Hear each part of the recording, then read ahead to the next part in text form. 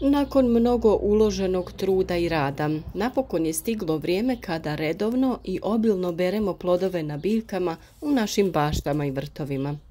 Doba je godine kada uživamo u plodovima paradajza, paprika, tikvica, krastavaca, patliđana, a stižu i dinje i lubenice.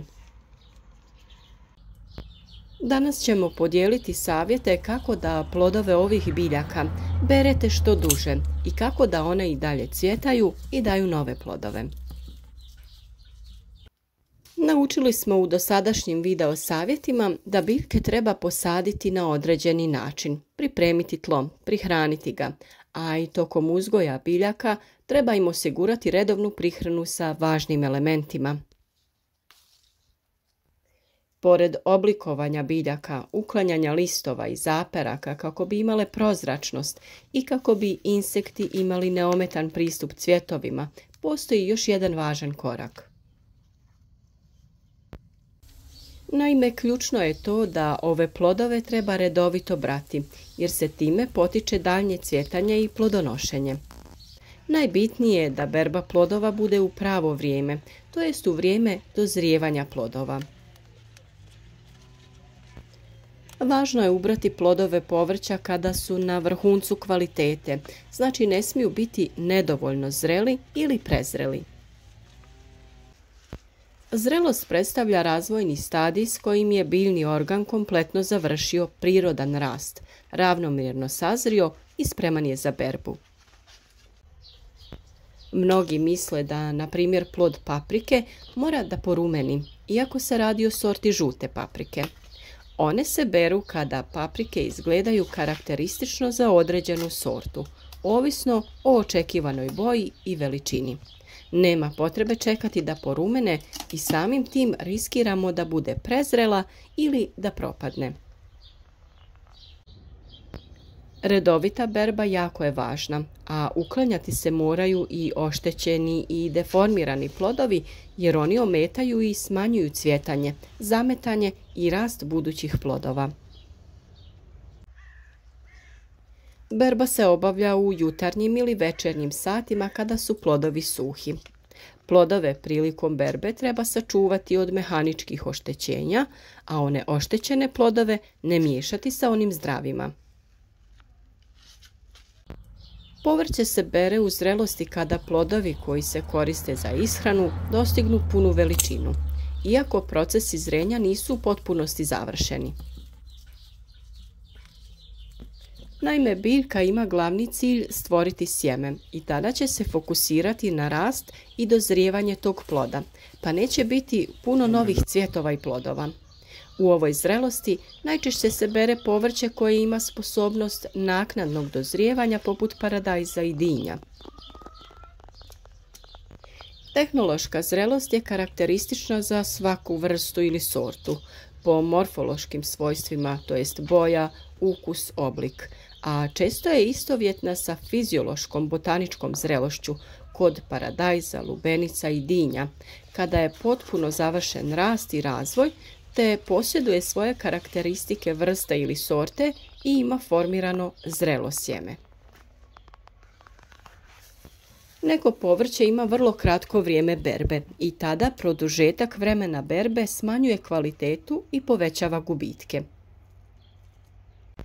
Vrijeme berbe i njegova dužina je različita i kreće se od nekoliko sedmica do nekoliko dana, pa čak i sati, kao što je to stvar kod krastavaca kornišona ili graška. Ukoliko ostavite neubrane plodove, oni će već za par dana jako narasti. Samim tim nameće nam se pitanje kako produžiti plodonošenje nekih od biljaka u vrtu. Na primjer, mahune redovitom berbom puno duže stvaraju cvjetove iz kojih se formiraju nove mahune, a isto vrijedi i za grašak. A blitva, ona će stvarati više novih listova redovitom berbom onih starijih vanjskih listova. Korabica odrezana uz rub zemlje nakon 10-tak dana formirati će nekoliko novih, manjih glavica, baš kao i kupus i kelj, pa ćete imati višestruku berbu. Možemo zaključiti da su biljke kojima na ovaj način potičemo cvjetanje i stvaranje novih plodova paradajz, krastavac, paprika, mahune, dinje, lubenice, patliđan, tikvice i neke kupusarice. A ono što je nakon svake berbe vrlo važno jeste to da prihranite povrtnjak nakon berbe. Biljke su za svoj bujan rast potrošile dosta hranjiva iz tla. Pomozite im da ostanu zdrave, bujne i produžite vrijeme berbe plodova. Za većinu povrtnih kultura vrijedi ono zlatno pravilo plodnog tla. No kao što smo dosta puta rekli, probleme stvaraju visoke temperature i onemogućuju biljkama usvajanje hranjiva iz tla. Zato je vrlo važno da vršimo folijarnu prihranu, to jest prskanjem preko lista biljci damo hranjiva koja su u ovoj fazi potrebna. Važno je plodovitom povrću osigurati fosfor i kalij te kalcij. Kako bi imali čvrste i ukusne plodove, ovi elementi su jako neophodni. Iz već navedenog razloga, prskanje biljaka tečnim hranjivom bogatim kalcijem osigurati će čvrste i zdrave plodove. Biljke poput paprika, paradajza, dinja, lubenica osjetljive su na nedostatak kalcija, pa se često javlja vršna trulež na plodovima. Folijarnom prihranom koju je važno obaviti na vrijeme, uspješno ćemo izbjeći pojavu ovog oboljenja. Mnogo smo govorili o prirodnim načinima pripreme hranjiva od biljaka koje pronalazimo oko nas. Koristili smo i pepeo te ljudske jaja. Dali smo vam savjete o njihovoj pripremi, pa se nadam da ste ih iskoristili. A sve što vas zanima možete potražiti u videima na našem kanalu. Sada kada je berba u punom jeku, pobrinite se da ju obavljate redovno kako bi potaknuli biljke na stvaranje cvjetova i novih plodova, te na taj način produžite berbu povrća. Redovno zalijevanje također ima vrlo važnu ulogu kod kvalitete plodova. Ovisno o vrsti, važno je redovno zalijevanje sa odstajalom vodom kako biljka od hladne vode ne bi doživjela šok. Naime, tada od hladne vode može doći do opadanja cvjetova i izostanka plodonošenja. Sve ove plodonosne biljke vole dosta vode, pogotovo u fazi rasta plodova i dozrijevanja, ali oprezno sa paradajzom.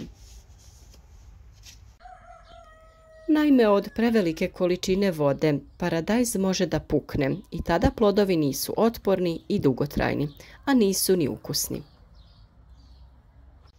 Sve o uzgoju, prihrani i pravilnom zalijevanju paradajza, ali i drugih povrtnica, svim problemima koji se mogu pojaviti tokom uzgoja, naravno možete saznati na našem kanalu.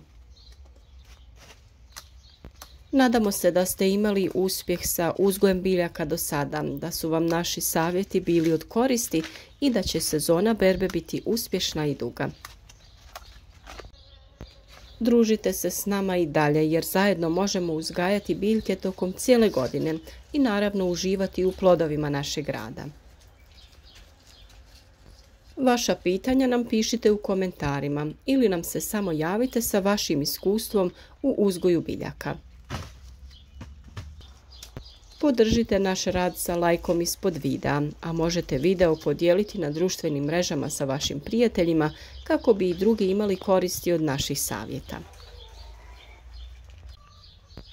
Potražite nas i na Facebooku pod istim nazivom Proizvodnja voća i povrća.